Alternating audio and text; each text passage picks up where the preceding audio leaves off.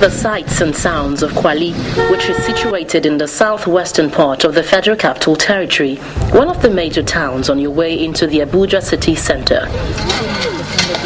Lack of water, inadequate electricity and bad roads are some of the challenges people in this area have to grapple with. Water supply is not given proper attention. The chief complained that in the past, Kwali had been reckoned with internationally as the hub of pot making. The over 200,000 people living in the area could have been boasting of hosting the Ladi Kwali Pottery Institute, commissioned 6 years ago by former President Olusegun Obasanjo. But today, lamentations over neglect have trailed the facility. And the government has not come in a very serious manner to actually make sure that the pottery center is put into proper use. The edifice is there, built by the Federal Minister of Women Affairs, and the people initially have been trained to build pots, but then there seems to be a kind of laissez-faire attitude from the government, and nobody wants to actualize the dream of Dr. Ladi Kwali, despite the fact that she has made a lot of impact in terms of international picture for Nigeria, and also bringing up the art of pot making for the people of this country.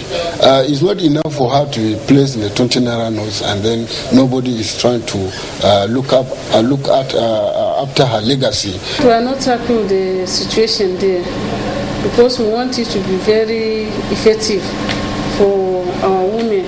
If the government can bring, maybe choose 6 candidates each in each state and bring them to Ladi Kwali Pottery Center, that we will train them, and the government will be able to make sure that he sponsor the program. Then we train them.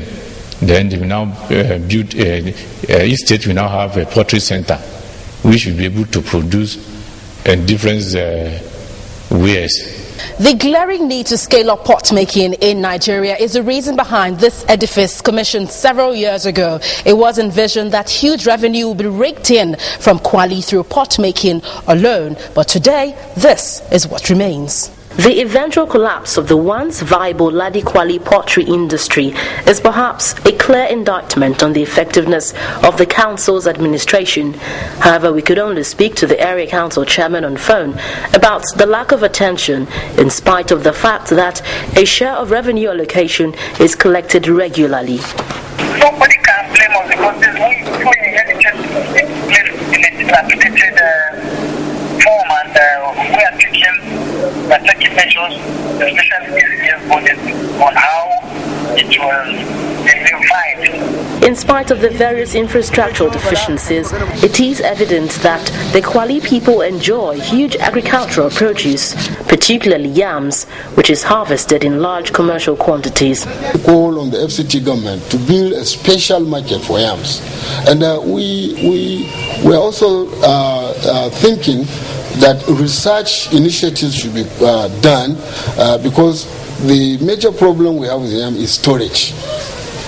It has a very short lifespan, and as soon as you produce yams around November up to April, May, a lot of wastage is being recorded.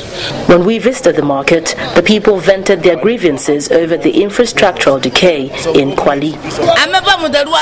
Other places apart from Kwali are having lights, good roads and water, but there's nothing like that here. The area chairman should come and do something to rescue us.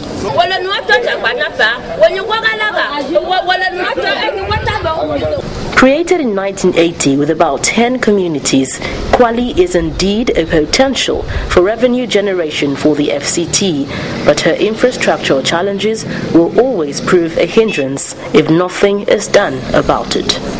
Gloria Umezuke, Channels Television News.